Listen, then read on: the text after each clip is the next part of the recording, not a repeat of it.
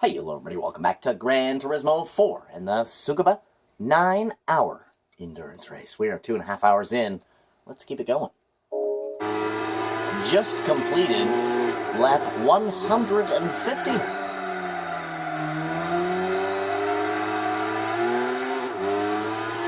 Now my estimate, if you don't remember, my estimate at the beginning of this race, after we completed a few laps, and I said, okay, did a little bit of math in my head, I said, we'll probably get done about 525 laps. 525. So, very interested to see, how close my prediction is actually going to be. Yeah, he's coming in the inside there. Leave him enough space for my big Skyline buddy. That was so cool. I could hear him in my spatial awareness headset. I could hear him right off to my right like that. That was so pretty to hear him. And then I looked back and he folded up behind us. That was awesome. This game is fucking amazing.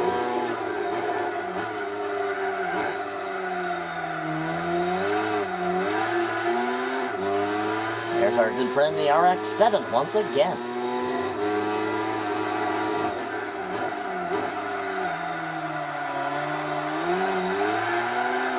Whoop, a little bit off there.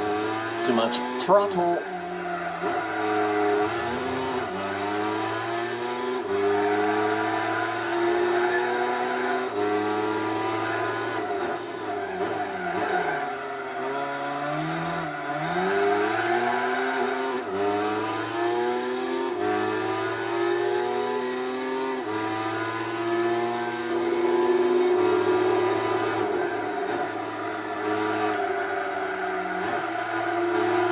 He's there. I can hear him. See what I mean about a spatial awareness headset, though, you guys? It's like, if I just had a normal headset on, okay, sure, he might be there. You understand what I mean? He might be. And that's the thing about it, right? He might be there. That's not good enough. You understand what I'm saying? That is not good enough. He might be. Might is not a fucking word that I want to hear. Right? Might be, maybe, could be. These are not words that I want to hear. But with a spatial awareness headset, it goes from he might be there to he's exactly 65 degrees off to my rear right, approximately 6.5 feet away from my rear bumper. Like, that is the difference between a spatial awareness headset and just a normal-ass fucking headset. He could be there, becomes, I know fucking exactly where he is, you know, precisely, without even visually seeing him. As I said in a previous episode, having a spatial awareness headset on, you can almost see with your ears, right? Literally see with your ears. You just hear him, and you can visually place him in your mind.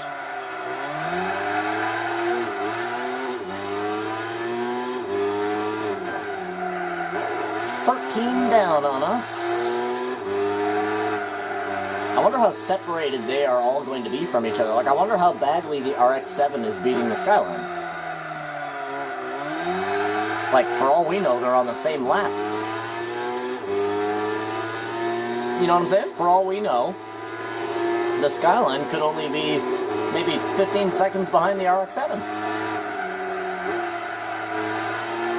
And that Subaru, too, I'm wondering where the Subaru and the RX-8 are fitting into all this. I have no idea who's in 3rd, 4th, 5th, or 6th. And especially that Alfa Romeo 147 is a lot quicker than I had originally thought he was going to be. Now, he is the only front-wheel drive competitor. He's most likely in last. The one, if I had to pick who's in what place, I would say RX-7's in 2nd place, Skyline's probably in 3rd place, the STI is probably in 4th, RX-8 is probably in 5th, and the 147 little Sparky there is most likely in last. And so if you really put a gun to my head and forced me to forced me to take a wild guess, that would be my guess of the running order right now. Though I don't know. You know, you really never know. The Skyline was on top of the game, if you don't remember, if you guys watched the first part of this race. The Skyline was on his game for like the first 20 laps or so. And then all of a sudden he just, I don't know, fell off, man. RX-7 goes into the pit box. Excuse me.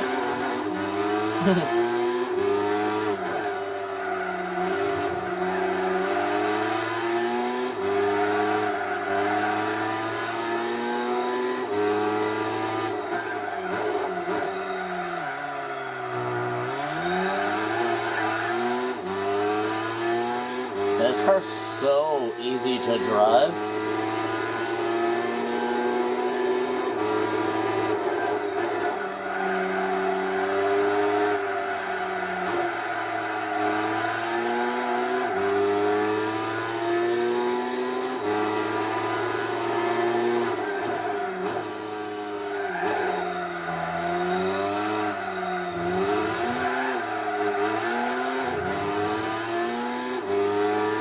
It's just so smooth.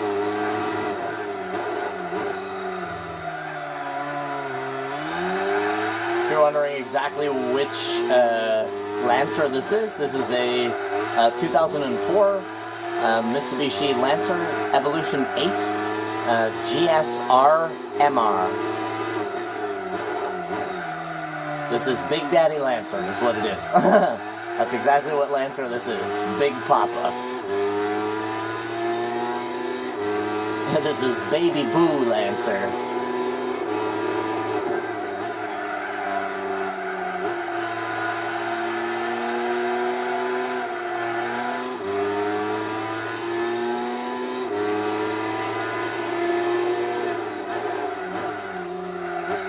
There appears to be a battle happening right around this corner here. Yep. Looks like the RX-7... Is that RX-7 versus RX-8? Let's get up there.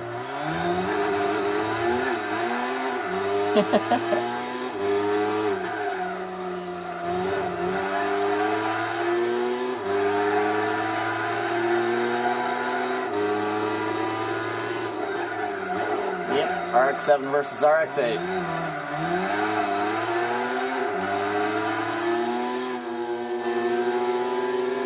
Wow, look at the RX-7 outrun the RX-8, and then a shift comes into play, RX-8 starts to catch up.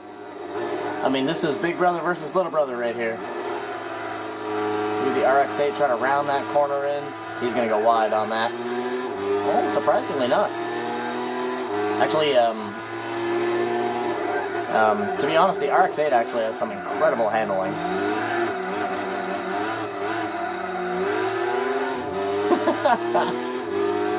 Playing. Think I don't know how to run Tsukuba, boy? Fuck, I used to watch Track Race Battle all fucking day. I know every single millimeter of this track.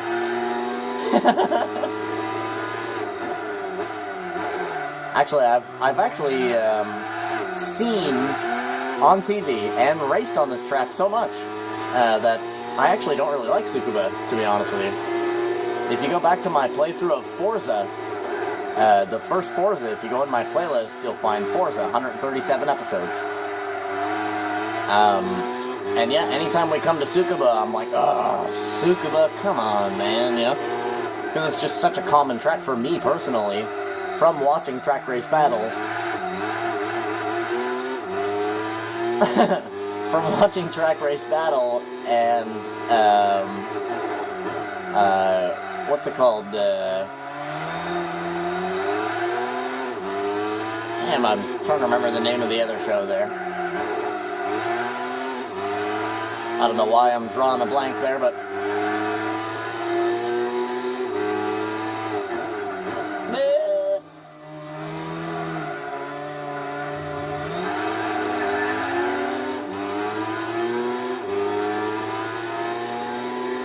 But yeah, Track Race Battle. If you guys don't know what Track Race Battle is, or just, it's Track Race and then a colon, like the two dots, one on top of the other dot, right? Track Race Battle. It's a Japanese television show. If you've never heard of it, you'll love this shit. It's literally Gran Turismo in real life. So essentially, it's, as I said again, it's called Track Race Battle. Track Race Battle! Right? So, what they do, it's most usually held on Tsukuba, the track that we're literally driving on right now. And what they do is they get real cars, professional drivers, no modifications, no upgrades or anything like that, just dealership cars, professional drivers, literally Gran Turismo in real life. They pit them up against each other, and whichever one wins is whichever one wins. And when I say that they don't drive them like a bitch, I really mean that. They drive the fuck out of these cars. Like, they don't care if they break them, you know what I mean? There's a lot of episodes that show Ran constantly for like 14 years or something like that, until another company purchased Track Race Battle and simply just changed the name of the show, and it actually expanded the show to go from always being on Tsukuba and Suzuka to being on various tracks from all around the world. I just wish I could. Best Motoring, that's what the new name is. Thank you, Brain. So yeah, there's Track Race Battle and Best Motoring. So, Best Motoring, right? Or Track Race Battle. But Track Race Battle is the first one. That's the one that you'll fucking fall in love with. And they've got legendary drivers on there all the time.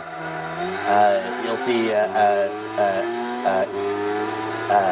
what's his face? Jesus, my brain today. Yeah, you'll see Tetsuya Nomura.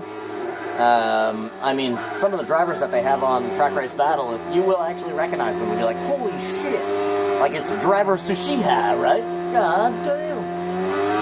And then you'll fall in love with Track Race Battle. It truly is amazing. I fucking love that show. It's on YouTube as well, if you're wondering. Just type in Track Race Battle.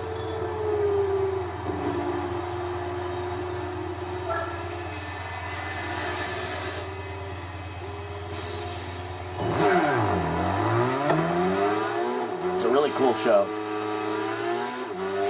Yeah, I used to watch that shit all the time as a kid. Are you, like, blind or something? And bro, guy's out of control.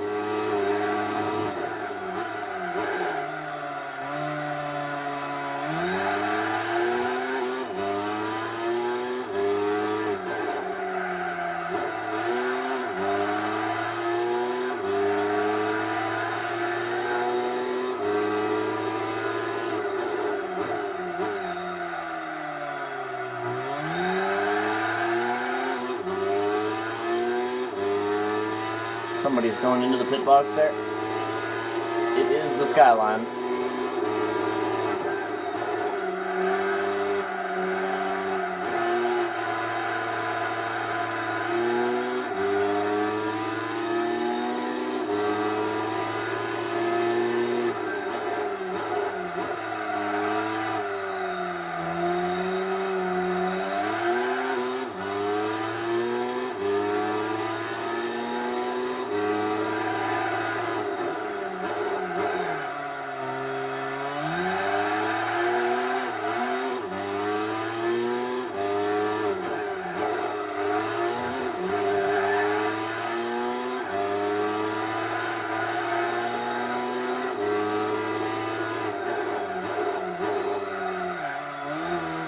STI going in.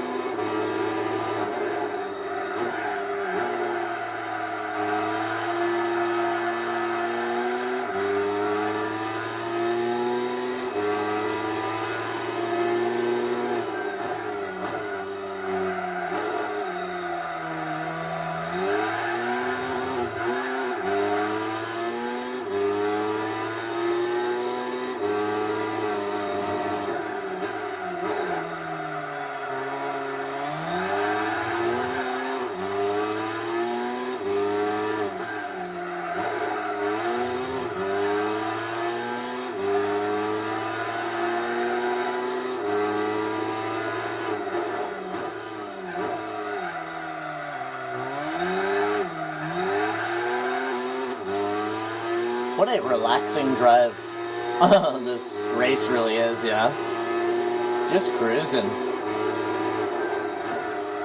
Enjoying myself as well. I got a little bit of a smile on my face right now. Just sort of enjoying Gran Turismo, man, you know? So much to enjoy.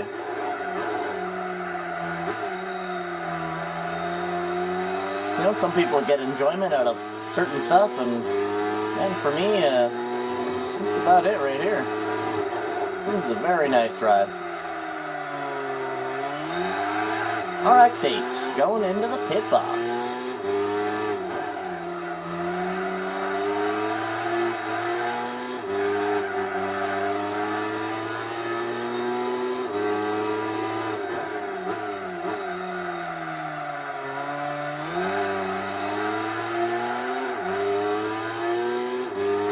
Yeah, man, if you guys are interested, definitely go type in Track Race Battle. Don't forget about that, I said that, you guys. Type it in. I know I mentioned Track Race Battle quite a bit on this channel.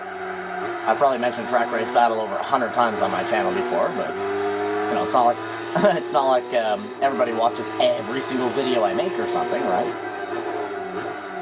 So, yeah, I basically lie in hope that I lay in wait in hope that, you know, I say it enough to get more people interested in it, and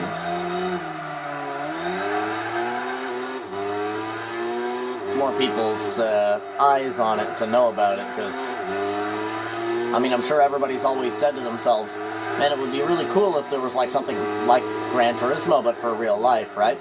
Well, there fucking is. It's called Track Race Battle. And Best Motoring is its new name. It's the same show, if you guys are wondering. It's the same show. It was just purchased by another company, and then they changed the name of the show to Best Motoring.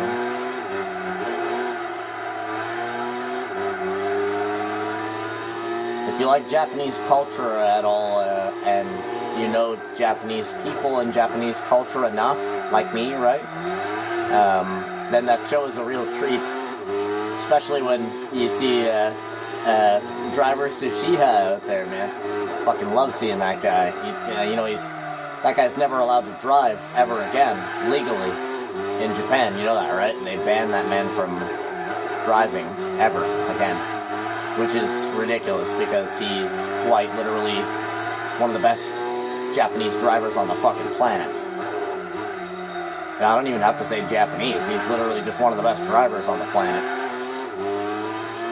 He's the real DK, the real Drift King. Like, the actual, real life.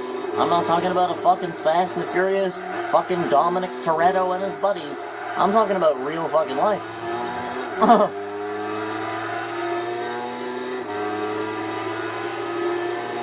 His name is Tetsuya Tsuchiha. And he is the real DK. Like, real. It's hard to explain, you know, because it's fucking, they blew it up too much in the Fast and Furious Tokyo Drift, right? DK, the DK, it made it sound like, say, some type of video game character. But he is actually the real life DK. He's actually in Tokyo Drift, driver Tsuchiha. Holy sudden dog. If you go and watch Tokyo Drift, when the kid's trying to learn how to drive the Lancer, and there's those two fishermen down at the dock that are kind of like, you know, making fun of him, like, you know, amateur or whatever. And then when he starts getting used to the driving, now the fisherman says, not bad, right? Well, the fisherman with the cigarette in his mouth, that is driver Tsuchiha. That is literally him.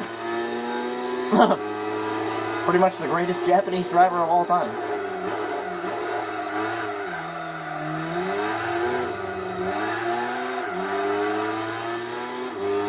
Pretty cool that he's in that movie as well. I remember the first time I saw Tokyo Drift, fucking I recognized him immediately from watching Track Race Battle. I knew who he was. So that was a real treat for me the first time that I watched Tokyo Drift. And the camera swapped over to those two fishermen and I said, holy fuck, it's driver Tsuchiha! I fucking lit up. Yeah. If you saw that guy actually drive in real life, like if you saw some of his older videos, man, Yeah, that guy can fucking drive.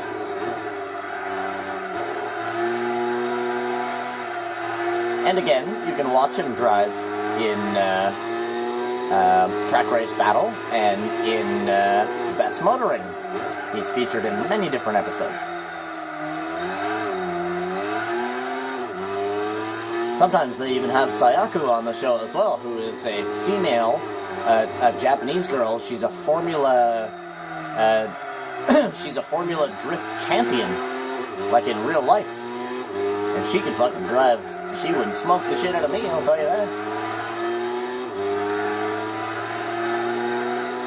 Yeah, driver Sayako, she is absolutely amazing, her. She's got that steering wheel work to the max. You guys have no idea. You should see her Sylvia that she has. She has she drives a S15 Sylvia. It's like blue with like a dividing silver kind of area with like a big G-Ready logo on the side of it. It's fucking gorgeous. And she's a champion as well. I don't just mean that she competed, I mean that she is a champion. Like, she has come in first place, you understand what I mean? She is a champion, not just a competitor. Here we are, STI versus RX-7.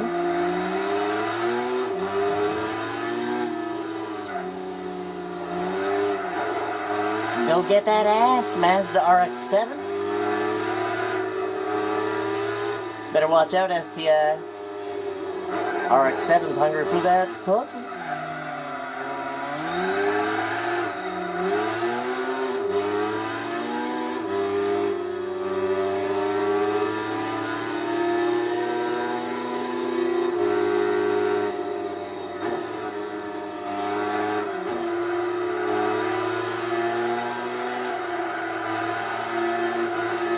STI goes a bit in the grass. That's going to allow the RX-7 to grab him here.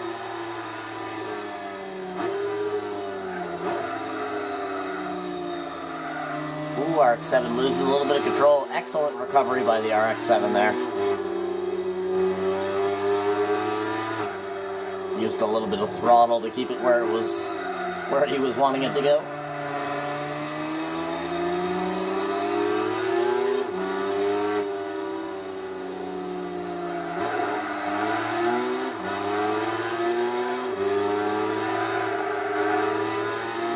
We're just watching this battle for a little bit. See if there's going to be a position or a pass here. I want to see a pass. Go for him, RX-7. You got him. Hit him up. I am blocking it. Go.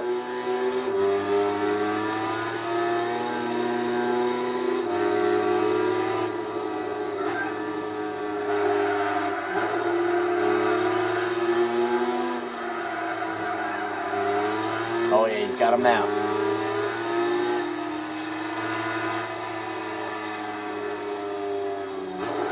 Oh, or does he?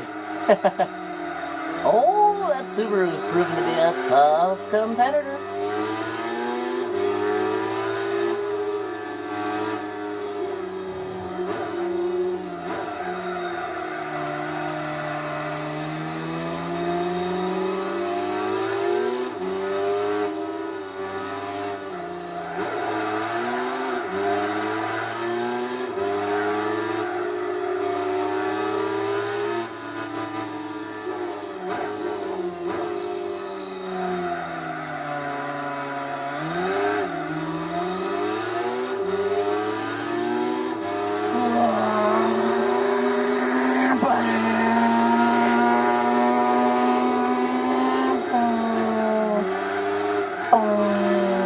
Come get up, Rekka. Come get up. Come get up. Oh.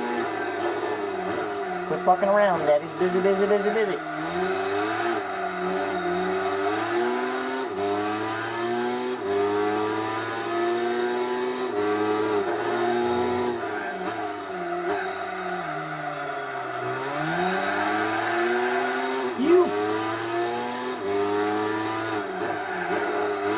A pretty tight battle between the RX-7 and the STI there. I'm almost questioning whether or not the STI is actually in front of the Skyline. He very well might be. That's actually a pretty close fight, if you're wondering. Spec C STI versus R34. That's a pretty close fight. You know, like your little tiny brain might be telling you, oh, it's a Skyline, but yeah, you have a tiny brain, so don't know shit about cars. You know? If that's what your brain's telling you right now, you have no idea what the hell you're talking about. It's that simple. Why do you think you don't see R34s all over the racing industry? The only place you see R34s in the racing industry is in JGTC. That's it. Skylines basically do not compete anywhere else. Well, sure, you see the odd Skyline in a drift competition or something like that. That's it. No Skylines in Le Mans. No Skylines in World GT. No Skylines in Rally. You know what I'm saying? They're not, actually not very good cars, to be honest with you. As crazy as that sounds to even hear myself say it. It's when you compare things together, right? If you compare a Skyline to every other Japanese car, trust me, it's nowhere even fucking close to being the best. Maybe in a straight line, and if you have a fucking $1 million to throw under the hood, then sure. Anybody can build a 2 million horsepower, or anybody can build a 2,000 horsepower Skyline with $2 million, right? That's not the point. I'm talking dealership. Right from the dealership, they're not very good cars in comparison to almost any other Japanese car. They're pretty quick, yeah, sure.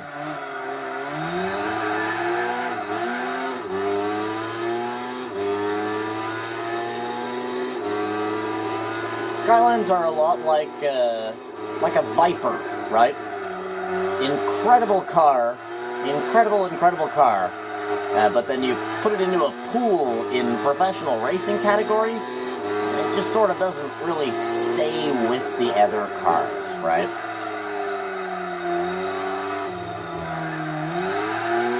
Now, in JGTC, allow me to finalize here, in JGTC, the Skyline dominated JGTC from 1993 up to 1996. It was just Skyline, and that was it. And I don't mean that, you know, there was only Skylines in the race. There was all kinds of other cars, but the Skylines were absolutely crushing it. And it was because of the Calsonic originally, Godzilla. You know, and for 3 years, Skyline GTRs ruled JGTC. They ruled it. Until Kingslayer came along, which is the 1996 Castrol Toyota Supra. Kingslayer had to come along and finish off Godzilla once and for all. It's a beautiful, beautiful story behind that. You know what I mean? Like, that is a beautiful story to tell. Godzilla rose up, and for 3 years, it dominated. Nothing could touch it. Until Kingslayer came along. You know? It's almost like a fucking anime or something.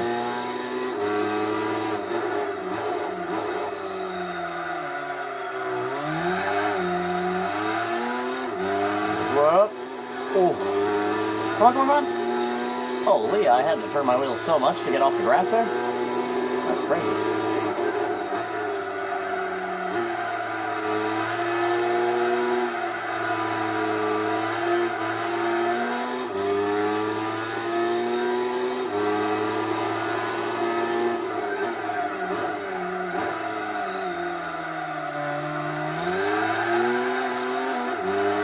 Until Outlaw came along. Outlaw is the car that beat Kingslayer. So if you didn't know, every JGTC car actually has a nickname.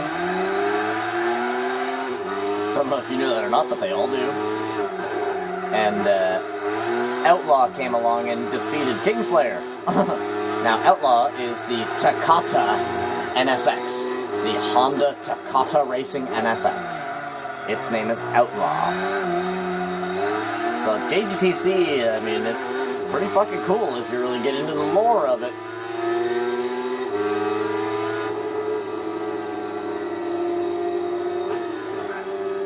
You know, you start out with Godzilla, move over to Kingslayer, and then into Outlaw. I mean, shit, and then, yeah, Violation as well. Like, god damn, some of the names for those cars are just, like, threatening, you know? Sounds deadly.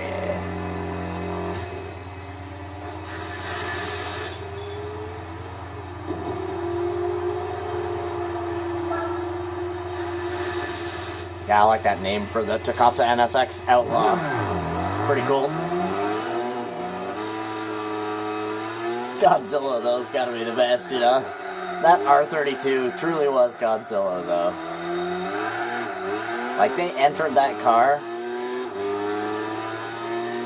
You know, like, it's just kind of funny to look at, right? They entered that car, and it was like this old, beat-up, well, not old, it was this beat-up black Skyline that had 600 horsepower and strapped on some racing tires. And that was it. It was accepted into JGTC. They threw a number panel on it, which ended up being 00. And yeah, the race started, and before the first turn, that Skyline was already like 200 feet in front of every other car. That was in 1992. And then in 1993, that team got all kinds of sponsors, all kinds of funding.